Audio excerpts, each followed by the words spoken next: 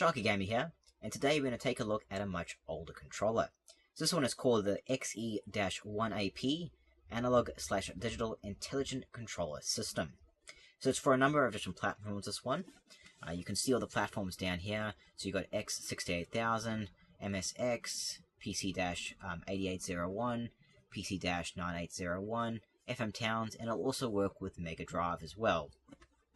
Of course, this is from Japan, as you can tell from all the Japanese writing on the box.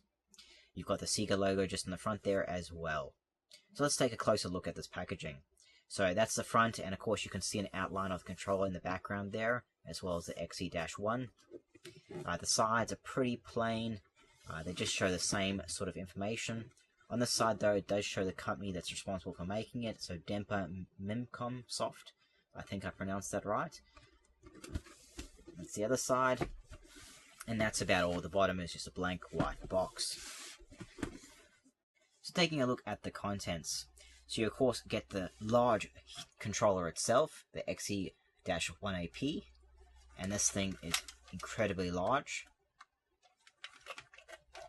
You get a bunch of paperwork here, which are like your basic kind of warranty information and manual. Of course, it's all in Japanese. Kind of shows all the features there of the controller. If you can read Japanese, then you'll be able to understand it. And of course, you also get this, which is another stick attachment to replace the analog stick on this thing. So let's get into the features of this behemoth of a controller. So first, it has a 9-pin connector, so the Mega Drive / Atari connector type, and the cable's actually fairly short. Going into the actual functions of the controller itself, on the left side here, you've actually got a dual-axis analog stick.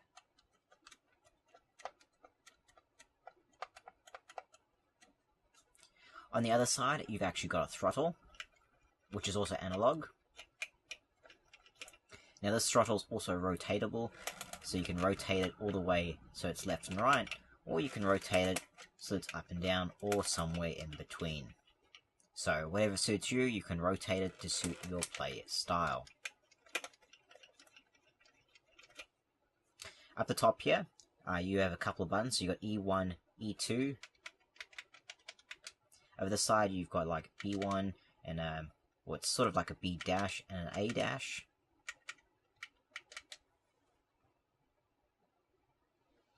And then down the bottom here, you have a couple of switches. So first one here, you switch from personal computer to MD, Mega Drive. And on this side here, it's got digital and analog switches. The idea there is, of course, to play games that didn't support analog, you could still use digital. You've got select and start. And then down here, you've got auto and normal switches for A and B. So just switching from like an auto to a normal. So just basically turbo buttons. Now you've actually got shoulder buttons on the side here. A and B, and then C and D. So this thing has a lot of functions for a small amount of space. So that's all your front functions there. It's your side view.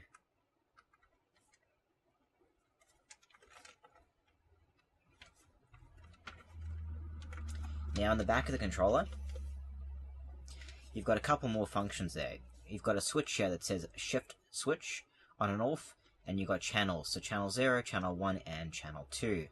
Now essentially, these are adjustments for your stick and throttle. So channel 0, channel 0 there. Channel 0 does a stick, basically left and right. Your channel 1 does your throttle. So wherever your throttle is, you can adjust that. And then channel 2 does a stick up and down. Now using a combination of the switch as well as the channels, you can adjust the stick and throttle and also reverse the outputs. Okay, so going into the size of the controller, because this is a really huge controller. It's a behemoth. For those of you who remember the original Xbox controller, the Duke, I remember back then when that came out and people complaining how big that controller was. Well, guess what? This controller kind of dwarfs the Duke controller. I brought one here to compare it, and as you can see, the Duke kind of looks small in comparison.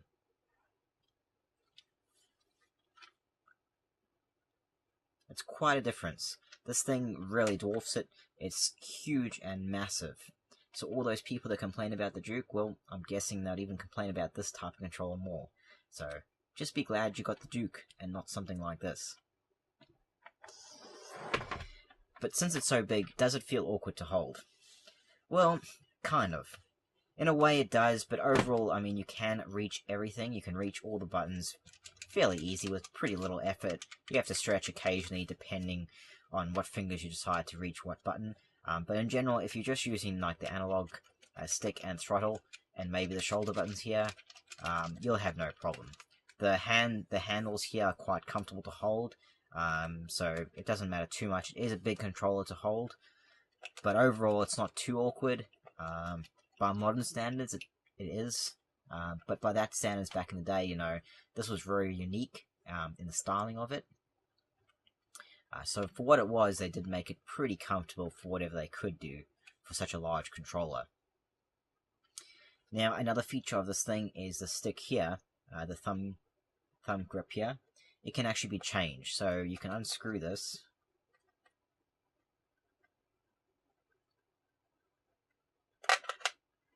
And switch this little one here for the other little one that comes in the box.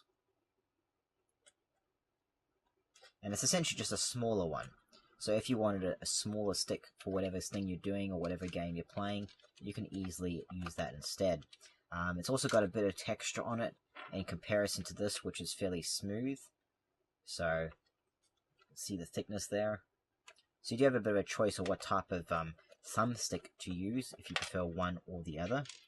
I guess if you were to buy this, you would have to keep an eye out, because I'm guessing this thing would be very easy to lose if someone didn't screw it back on properly. So it might be something to watch out for those considering to buy one of these for their collections. Another cool thing that this had was that you can actually use this throttle for two purposes. So while it's up here, you of course could use it as like an accelerator, accelerate and brake for certain games, maybe flight or racing. But using the switch and everything on the back there, you can also use it like a steering wheel. So for left and right, for driving like a racing game or something like that. So I thought that was pretty cool. Now, this controller is overall meant to be like a HOTAS system.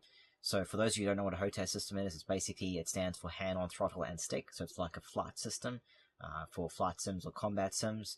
And the way they were going is they were trying to basically replicate like an arcade HOTAS in a smaller controller for a home console.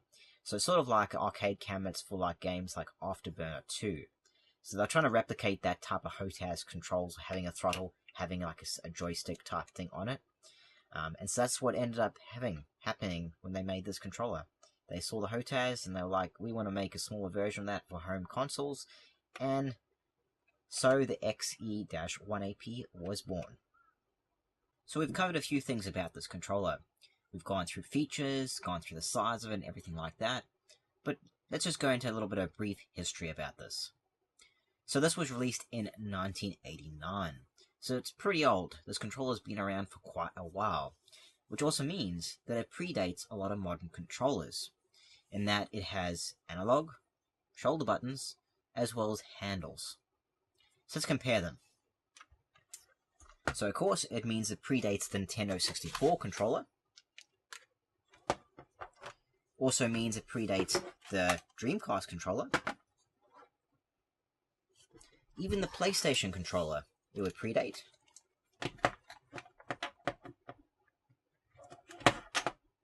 And of course, the Xbox controller. So all these controllers here, they would have analog, they have shoulder buttons, and they've also got handles. And this controller has all of that. So it predates all these controllers by quite a few years, so it could potentially be the first analog gamepad released. Isn't that cool? Cool retro gaming. So this controller is a vital part of gaming controller evolution. Overall, I think this is a pretty cool and very unique gamepad controller. It's large and weird for sure, but that makes it interesting, especially since it predates features in modern day controllers. So if you're interested in retro gaming, then this thing is a must for your collection. You can still find these pretty easily. They can be quite expensive though, Just check on eBay or somewhere like that, and you're sure to find one. I personally think it's worth having in your collection because it seems to have had a vital part in gaming controller evolution, and as a controller collector, I find that absolutely fascinating. So guys, that was the XE-1AP, the Intelligent Controller System. I'm Sharkie Gamer. Please like and subscribe, and thanks for watching, guys.